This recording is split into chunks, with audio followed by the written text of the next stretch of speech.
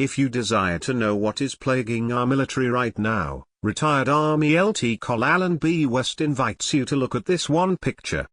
You warriors will understand right away that the problem is not self-imposed, but comes from the politically correct kingdom of the Democrats and the social justice warriors. Not one to mince words, Mr. West shows how a traitor and his/her supporters have made a mockery of justice, the military, the judicial system, and national security. It will make you furious. This will be a very short analysis, simply because it speaks for itself. It will also give testimony as to why I'm against anyone suffering from the mental condition of gender dysphoria serving in the US military. As reported by Vogue magazine, one hot, humid early summer evening in New York, a hired car slows on Bleecker Street, and a young woman inside prepares for her first party out in years. She is wearing a midnight-colored semi-formal dress by Althusser and Evelyn ankle boots with heels.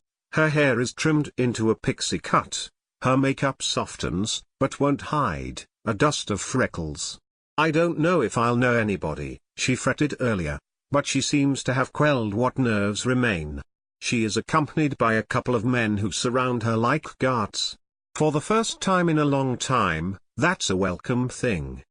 Chelsea Manning, graceful, blue-eyed, trans, smiles and prepares herself. Since her release from the Fort Leavenworth prison, on May 17, Manning has been living in New York, with a low profile. Tonight she will make her social debut in her own skin. From February to April 2010, while living as Bradley, an Army intelligence analyst stationed in Iraq, Manning sent 750,000 classified or sensitive documents to WikiLeaks.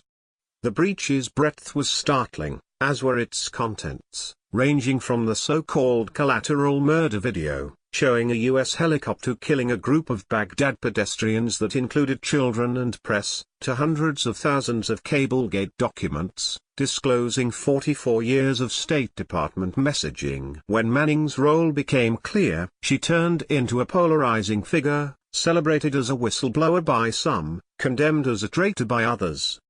In August 2013, after pleading guilty to 10 charges and being found guilty of 20, she was sentenced to 35 years in prison. The day after the sentencing, Manning came out publicly as trans.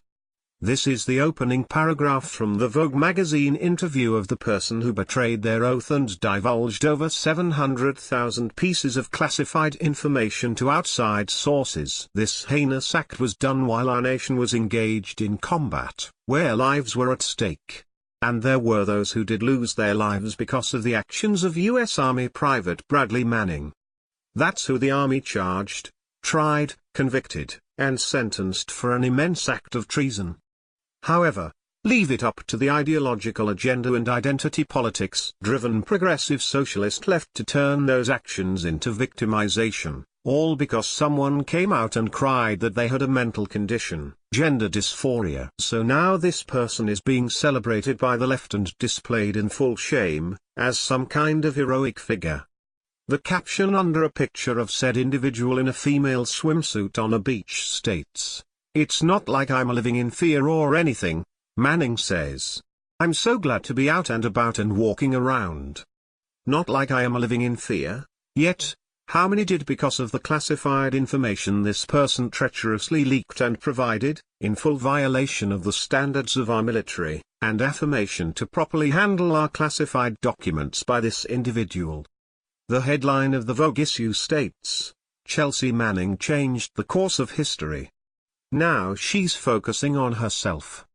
Changed what history? What did this person do that shall be remembered in the annals of American history as honorable and impeccable?